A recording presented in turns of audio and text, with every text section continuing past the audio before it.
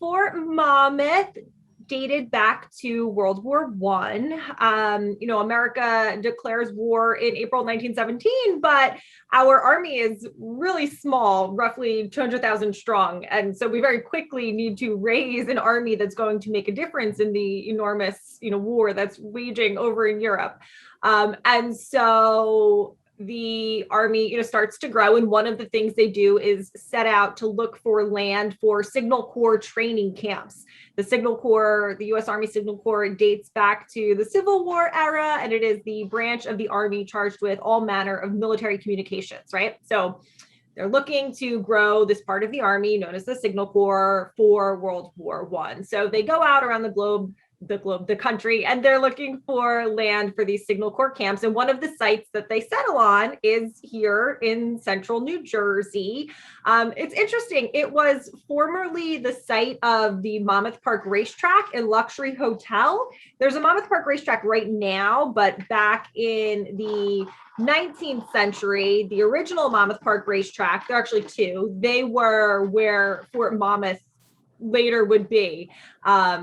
All the famous people of the day, actresses, politicians would have been at this racetrack and luxury hotel. Ultimately, the New Jersey legislature outlaws gambling. They don't outlaw horse racing, but people don't want to go watch horses run in circles if they're not racing on them. So the grandstand, the track, the hotel, they all fall into ruin. You come into now the 20th century. A lot of it is like overgrown and infested with poison ivy, but some portions of the former racetrack site are being farmed, So what makes this site appealing to the Army? Well, there are a few things. There's access to water, which is going to be important if you're setting up a training camp. There were good stone roads leading to the area from when everybody was traveling there to get to the racetrack. It's close to the passenger terminal in Little Silver, which is going to be key to getting troops in and out of the site. And so the Army approaches the gentleman who owns most of the land, a gentleman by the name of Melvin Van Kuren. And legend has it, according to old oral history interviews, he had offered to give the land to the Army free of charge during the Spanish-American War, but they didn't want it at the time. Now they want it, and he charges them. So just a little funny fact there. And so this site, its proximity to Hoboken, which is going to be a major port of embarkation, is also important. And so this site will become a Signal Corps training camp. It's originally named Camp Little Silver, based merely on its location.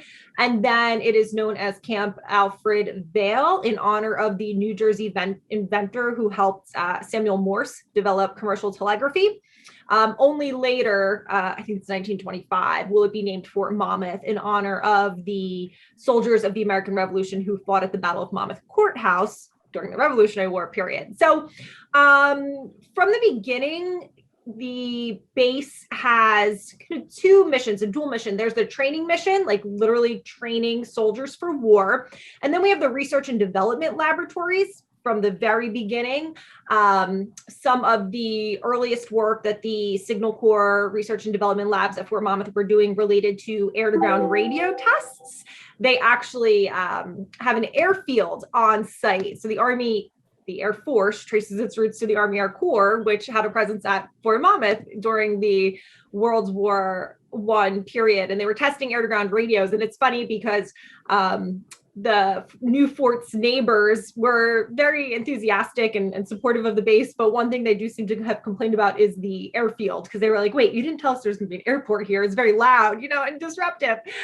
But the base is supposed to be temporary, but in the interwar years, it becomes permanent. As I said, it becomes Fort Monmouth, and it goes on to serve the nation in World War II and Korea and Vietnam. It's in the Vietnam era that a lot of that training piece I referenced begins to shift off post.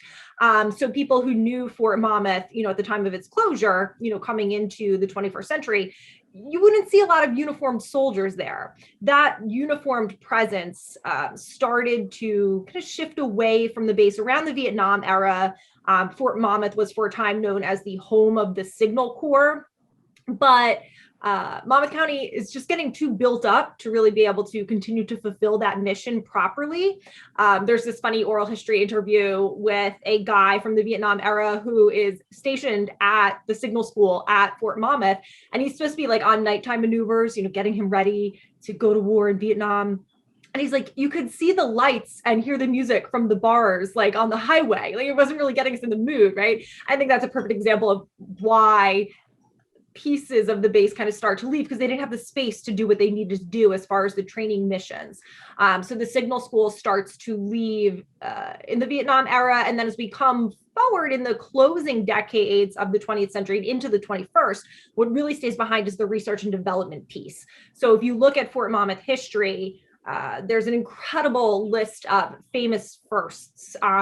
The gentleman who holds the patent for the first U.S. air-to-ground radios, first U.S.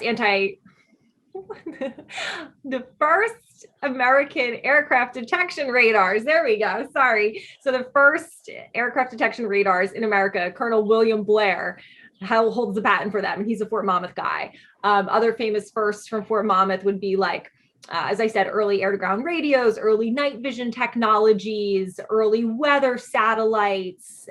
We could go on and on. There's so many famous firsts there. So that research and development piece was what remained really, really strong right up until the base closed in 2011.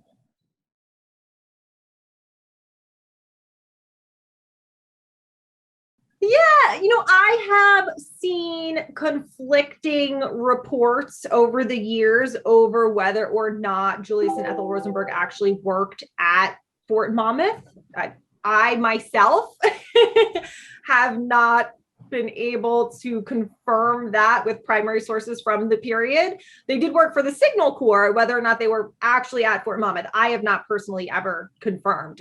There are sources out there who do say it. I just won't, say it myself. But they did work for the Signal Corps. The Signal Corps was doing a lot of top secret work, throughout the entirety of its existence. But during World War II, especially, they were working on a lot of different switches, lots of different electronics components that would help the weapon systems being used by the soldiers in the field work properly. And it can get really, really technical to try to get down into those details.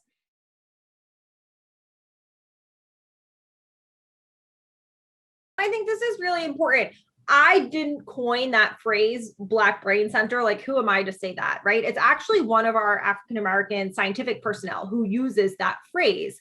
We all know, of course, that there is a long legacy of segregation and racism in the country, even here in New Jersey. And a lot of my students are like, wait, what? Like, no, even here in New Jersey, we were one of the last states to give up our slaves. We had segregation here. We had the KKK here, into the 20th century.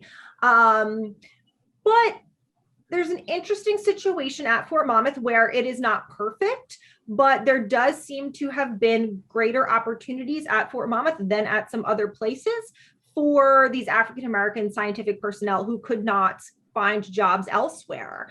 There's a series of oral history interviews done with Black personnel from the base who said that they got opportunities at the fort that they would not have gotten elsewhere. A gentleman I'm doing a lot of research on right now is Dr. Walter Mcafee. He is a pioneering scientist who talks about how he gets out of school after going for his advanced degrees and he's applying everywhere. And in most applications, you had to affix a picture to them, right? And most feel that you had to do that so they could weed out African-Americans, right? Fort Monmouth's application did not require him to attach a photo. And so he gets the job, and he talks in his oral history interview about how he's nervous because he wants this job, but he's like, am I going to uproot my life and go to New Jersey? And now they're going to find out I'm African-American and my job's going to disappear. And so, but he takes a chance. He resigns from a teaching job in order to come to New Jersey to the fort. And he gets here and he talks about how he finds that there are already other African-American personnel at work and they did want him. And he goes on to have this incredible career. He's most famous for doing the mathematical calculations that allow man's first contact with the moon in Project Diana, which you can read more about online. But he has a decades-long career. He also winds up teaching at Monmouth University, where he then inspires a new, generation or several generations of new scholars. So he's just one example of the many. Now, there are other stories, not specifically related to the laboratory personnel, but just to general soldiers at Fort Monmouth. One story is, a Black soldier and a white soldier from Fort Monmouth, they go out to a local movie theater. And the Black soldier's told he has to sit in the balcony, and they're disgusted and they leave, and they go and they try this at a couple other movie theaters and they're told the same thing, and they go back to the base and they tell the base commander, and he's like, what? No. And so the story goes, according to these oral history interviews, that the base commander calls the local mayors in and he says, I have tens of thousands of troops on this base and none of them will spend $1 in your towns unless you knock this off, right? So this is not to say that, racism, discrimination never reared its head on the base. Of course it did.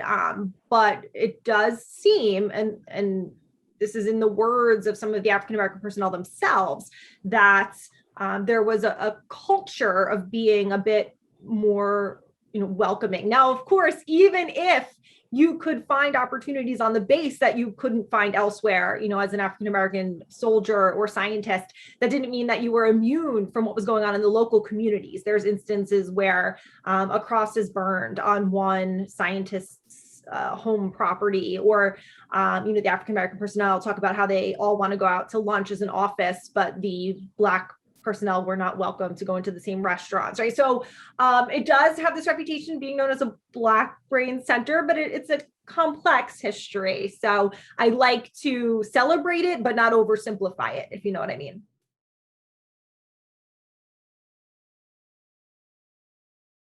It's a strategic location, right? Meant to protect America's coast, to protect specifically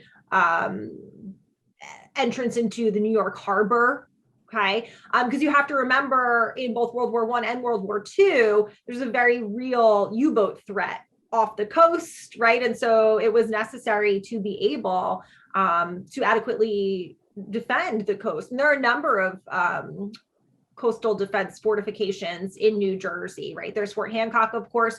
There is Battery Lewis at Hartshorn Park, right, which is run by the Monmouth County Park System. And then as you go down the coast, into Cape May and whatnot, they're all different fortifications. So, there's a wonderful interactive map. And now I'm trying to remember who does it. It might be PBS, but it will show you year by year the U-boat attacks in the Atlantic. And when I show my students, they're always astounded how many there are, and how close the U-boat threat was, right, to the Jersey shore. We had to have air raid drills, and we had to have blackout curtains, the boardwalks had to dim their lights, et cetera, et cetera. So having coastal fortifications at Fort Hancock was just part of that, protecting the coast generally, protecting the New York harbor specifically. As we come into the Cold War, right, the nature of warfare is changing, and the Army, the Department of Defense generally has a process where they are constantly reevaluating their real estate holdings. I mean, this is ultimately what happens to Fort Monmouth in the end too, right? Whether it's called BRAC, the Base Realignment and Closure Commission, or earlier it's called something else, right? They're constantly looking to divest themselves of holdings that they no longer need. And that was the case, with something like a Battery Lewis, which, exists under several names during its existence. Like it's the Highlands Defense Station at one point. You can find all of the names listed on their website. But, it's just that the technology is such that they no longer need that particular piece of land. And so they move on.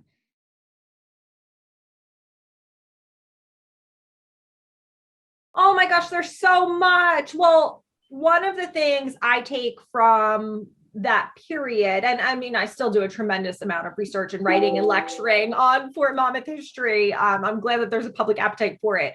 One of the things I'm always trying to impress upon people is that New Jersey's military history is so full, so rich, and it's ongoing. I mean, right, the Joint Base McGuire-Dix Lakehurst, I'm doing an exhibit over there for them right now, or Earl Naval Weapons Station, Picatinny Arsenal, right? These are still active military installations that are supporting operations around the globe to this day. But I think when people think of New Jersey's military history, a lot of times they think of the Revolutionary War. And like, that's not my favorite period. I mean, because I'm like, there's some Civil War stories to be told about, Americans, New Jerseyans participating, but like really the World War I, the World War II stories. You've got the New Jersey Vietnam Veterans Memorial Foundation, right? Telling the stories of the hundreds of New Jersey men that died in Vietnam, right? So we have this really full, rich, proud military history in the state, and we often just focus on the Revolutionary War period. So I would like people to be more invested in the totality of the story.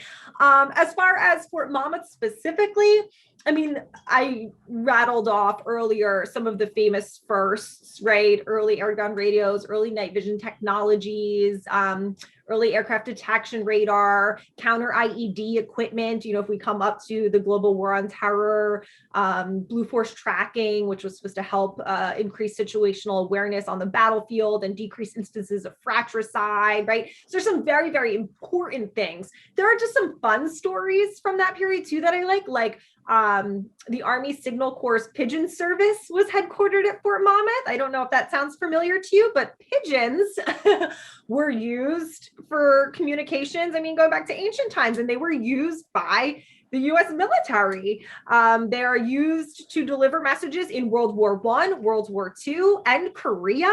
So the pigeon breeding and training service was located at Fort Monmouth from World War I through 1957, when finally they feel that, the technology is too antiquated and radios and other means of communications are developed sufficiently to get rid of the pigeons. But the pigeons trained at Fort Monmouth learned to fly two-way missions. They learned to fly under cover of darkness. They could be equipped with cameras to take espionage photos. It's funny, a lot of the pigeons are known as hero pigeons. And if a hero pigeon died, they were taxidermied and they got to live in a museum. To this day, one of the famous Fort Monmouth pigeons, Cherami, lives at the Smithsonian in DC. When the pigeon service is closed in 1957, hero pigeons who had not yet died and been taxidermied were sent to zoos, and it was a big thing covered in the news media around the country that these hero pigeons were going to zoos.